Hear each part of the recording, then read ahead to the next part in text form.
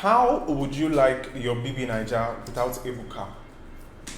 It's somehow hard to actually imagine Big Brother Naija without Ebuka because for the last 4 seasons running, Ebuka has actually been the host of BBNaija, except when, of course, he was a housemate himself. But have you actually thought about it? Maybe you should think about it for a bit now because I have a little bit more information about it much later on the show. In the meantime, you are welcome to Unplug, brought to you by Every NG. Thank you so much for joining once again. My name is Victor, and like I said, this is Every NG, your one-stop shop for unlimited Nigerian trends. Right, we have news from everywhere. We've got national news, we've got entertainment news, we've got sports, we've got global updates as well.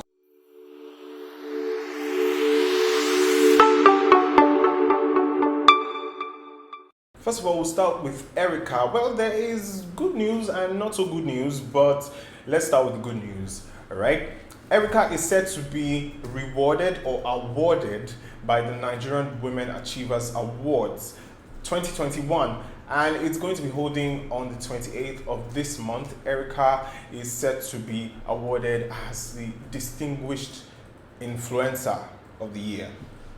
Right? That is really awesome for Erica and her fans as well. So congratulations in advance. All we're going to do now is just waltz in there looking fly, looking spunky and all of that, and of course receive the award. Congratulations once again. Now to the not so good news. Remember, Erica got verified on Twitter very recently, just about a couple of days ago. And Kemi Olunloyo decided that she was going to bash Erica. She was going to slam her for whatever reason she decided to do that. But her point was simple and clear. Being verified on Twitter is not some kind of achievement, it's not an honor. And well, I don't want to dive too much into the nitty-gritty, but at the end of her tweets, she used the hashtag #DaftErica. I'm like, violence. Why do you people like violence so much in this country? Anyways, away from that now, let's talk something else. Chioma was recently spotted with some mystery man. We talked about that before, and you know, it has been quite rocky between her and Davido. We've still not heard anything concrete, anything official from either of them, but it seems like maybe their relationship has hit the rocks. Well, Chioma, I beg your pardon, just was recently spotted on a date with Ubi Franklin.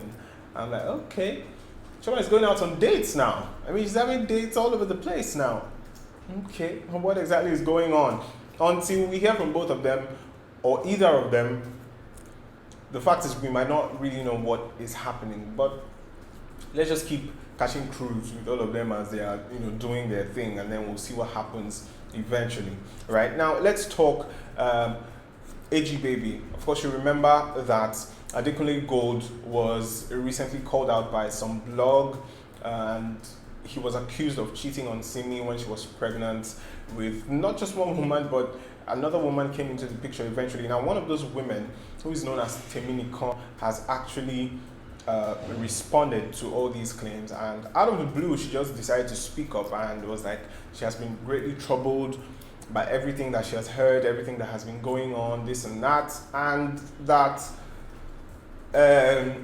she is saddened and whatnot.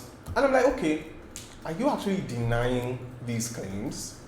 Actually denying, and at the end of it, she was like, God knows all and God is going to reveal all. I'm like, oh, it's not what we want to hear, darling. Are you saying you did it or you didn't do it? I meant to say, actually, but that was just a joke. Did you do it or not? But she did not actually deny it or accept that she did it. We're still waiting to hear from Adekunle Gold. Whether he's going to say anything or not, we do not know, but we're still monitoring the situation. All right. Now, Regina Daniels, like we all know, is Ned Nwoko's wife, and she has other women who were married to the same man before her, and of course have their children. Now, one of her stepdaughters did something really heartwarming. She wrote her a letter and told Regina Daniels that she is her best stepmom. And that was really heartwarming. Regina Daniels shared the drawing that the girl made and the letter as well. it was really, really sweet to see. I'm like, okay, wow, Regina Daniels is like the latest wife, and she's already this little girl's favorite stepmom. I'm like, that's quite good to see. Whatever it is that you're doing, continue doing it. Now, back to the Ebuka gist that I started with. Ebuka has been trending on social media for like hours now, since last night, and it's for the fact that it seems people are beginning to think of Big Brother without Ebuka.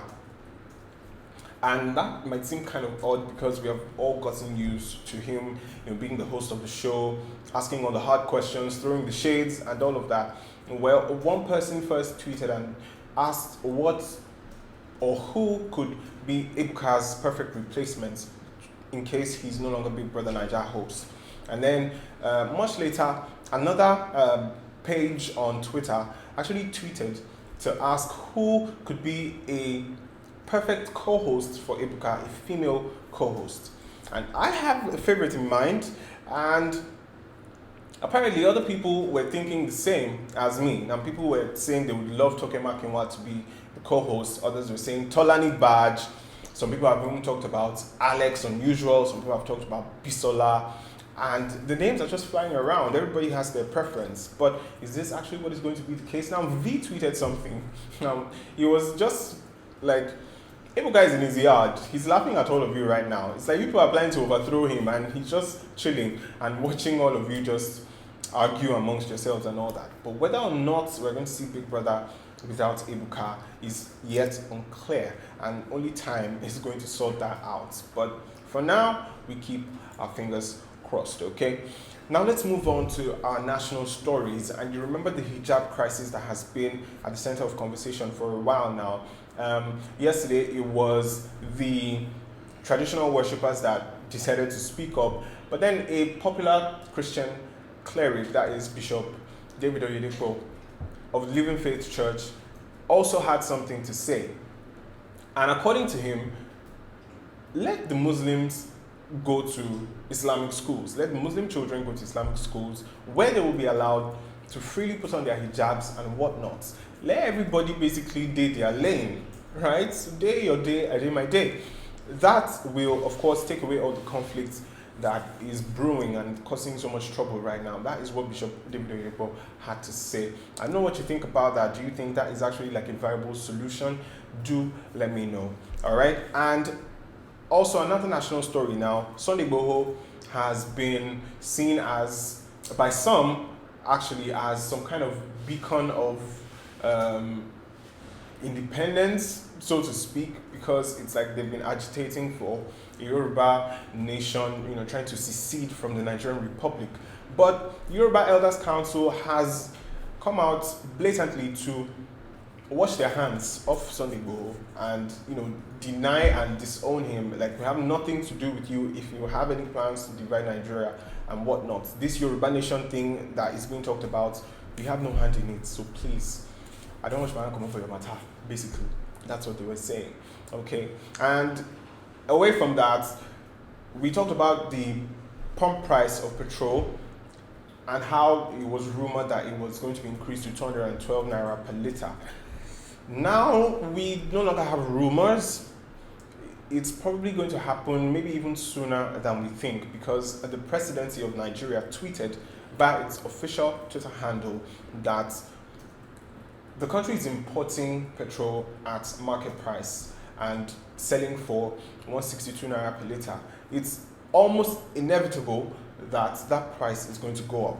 And we're looking at something between 200 naira to 234 naira per liter. If you were thinking there were no confirmed sources for the other one before, now you do have a very, very credible source. So I guess the hike is going to happen sooner rather than later. Now, moving on to anybody who might be interested in migrating to the United States of America, there were reports recently that a new kind of work permit that will allow certain kind of people who do certain kind of jobs migrate and work in the United States. But the United States Embassy has come out to dissociate itself from all such reports and say there is nothing like that particular work permit that is circulating in news headlines here and there. They have absolutely nothing to do with it, and they have to be very careful, of scammers and whatnot. So if you have heard any news like that and you were probably thinking of jumping on it, you have to be really careful, because the US Embassy is saying that particular visa is not real. They have nothing to do with it. Okay. Now, for a bit of good news when it comes to the national stories, the son of the president, Yusuf Buhari, is going to be getting married real soon.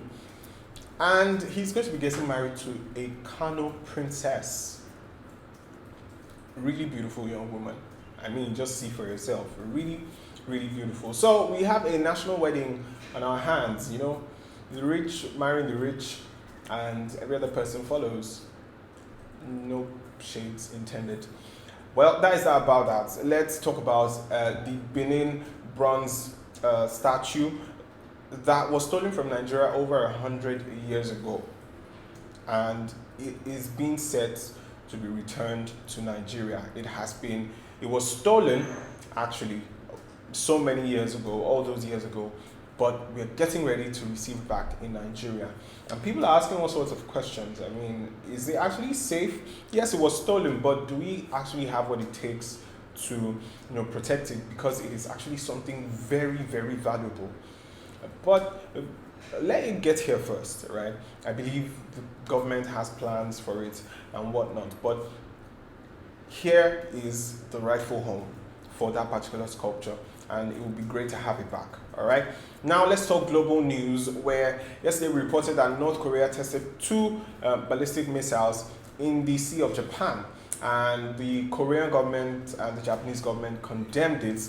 Now, North Korea has come out to say those were not actually ballistic missiles, not what people thought they were. It was a new kind of program, special tactical kind of operation that they did, because yesterday, like I mentioned, under United Nations Security Council guidelines, North Korea is not allowed to test any ballistic missiles. So North Korea is saying this is not what they did. But Joe Biden, in response to what happened yesterday, said the United States will respond accordingly. Accordingly, what he meant by that, we do not know just yet. But we'll still keep an eye on this development as it unfolds. All right.